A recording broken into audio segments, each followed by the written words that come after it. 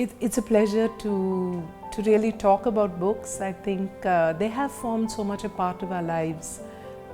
When we were younger and we used to hide and read books because mom was asking us to study, to the way they shaped our thinking and ideology. Of course, I did grow up in a time when the internet was not really so pervasive, and apps were not what we spent our time on. It was on books. So books have played an important part of our lives, from entertainment to information to really shaping thoughts and ideologies and inspiring.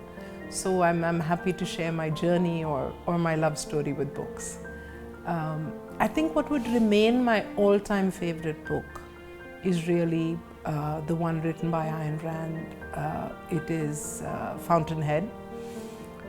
Howard Roark as a personality is inspiring. The whole thought process of individualism, of standing up against society, of having the courage and the conviction to be different and to follow the dream and the passion and what you believe in, is something that I took home, or I got from Ayn Rand and from Howard Roark, and it became so much a part of me.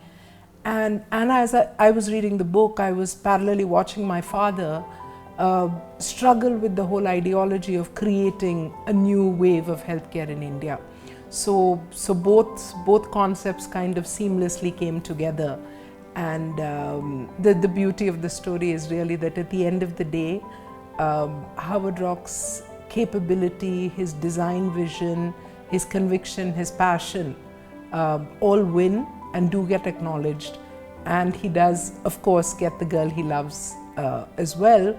And similarly, I think to see my father, Dr. Reddy, and Apollo win in terms of not just of putting up large hospitals or putting up healthcare infrastructure, but in terms of win is the ideology coming to life, is that Indians deserve the best of healthcare, and the private healthcare sector can deliver that care, and this infrastructure will attract patients from all over the world because of its outcomes, its capability, its skill set, and its cost effectiveness. So I think the book came alive for me in the form of my father, and the ideology has always influenced my life.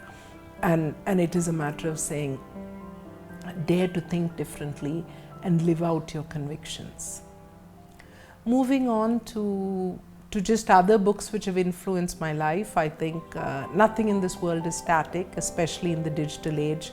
So whether you've read and enjoyed and imbibed Bill Gates, at the speed of thought, to move on, one of the biggest ones for me in terms of influencing the digital transformation of healthcare is really Eric Topol, and his super powerful book actually is this one, The Patient Will See You Now, because it's the paradigm shift between saying the responsibility of healthcare, or the onus was the patient would come and wait and the doctor would see them.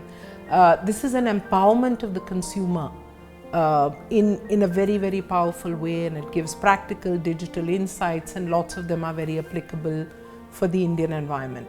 So just moving on, I think the subject of books as a form or a source of learning and reading.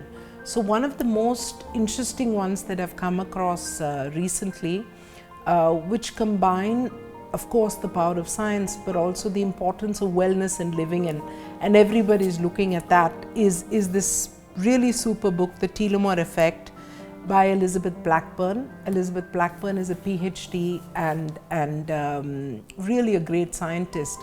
But the power of the book is the fact that good lifestyle, whether it's meditation, healthy living, exercise, are immediately visible in the telomeres, and this correlation between good living, positive lifestyle, and the body's representation through the telomere was a very powerful connection for me, because you continue to read that you can't escape your DNA, and if you're gonna, there are so many people who live a really healthy lifestyle but still have a heart attack. But I think it's important to read this book and understand the correlation between a healthy lifestyle and good health. And it's important for me to be able to scientifically explain this to others. So I've really enjoyed this book. In fact, I've been gifting it to others. I think that, across the spectrum, being someone who deals with human resources, The Human Sigma was a very important book for me as well, because at Apollo we have over 70,000 Apollo family members. And each one of them needs to feel nurtured, to be engaged, to be inspired, so that they work to the best of their capability. So Human Sigma was a very powerful book for me. I think that some of the great Japanese kind of corporations are also very inspiring. But I was asked what's the book I'm reading now, and I have to say that it is actually the book which was written by Dr. Sangita Reddy, which is a compilation of 108 stories of cancer survivors. And the incidence of cancer in this country is extremely high. There are almost 7 lakh new patients discovered every year, and about 14 lakh patients living with cancer. But the important aspect, why this is a very important book, are 2 statistics. Number one is that 80% of cancers are curable if they're found in stage 1 and 2, and in India we often discover cancer too late. So that's a very, very important statistic. And the next one is that if a family, hospital, or the supporting environment is positive, this exponentially increases the chance of survival for a cancer patient. So this ability to give the power and the gift of the will to live and survive and to win over cancer, I think the 108 stories is very powerful. And of course, the book which will be the continued inspiration for my work and my life, and the book which is compulsory reading for most of us in the healthcare field, is the book which was written, The Healer, which is about the story of Dr. Pratap Reddy, my father, and Apollo. So The Healer is truly a tremendous book, and it also details the transformation of Indian healthcare. So I think this covers some of my top favorites on the technical side. I must say that I grew up reading Mills and Boon, so all the romantic books and The Devil Wears Prada and all those fun books will continue to be part of stuff that we read. But I will always try to balance that with some inspirational, some seriously learning. There are a few books on my to read quickly list, and 0 to 1 by Peter Thiel is one of them, because while I don't really have a startup, I think so much of the business world is changing every day that we must start thinking like startups. I also believe it's a practical to-do guide, and therefore that's a powerful one which I'm going to start reading very soon.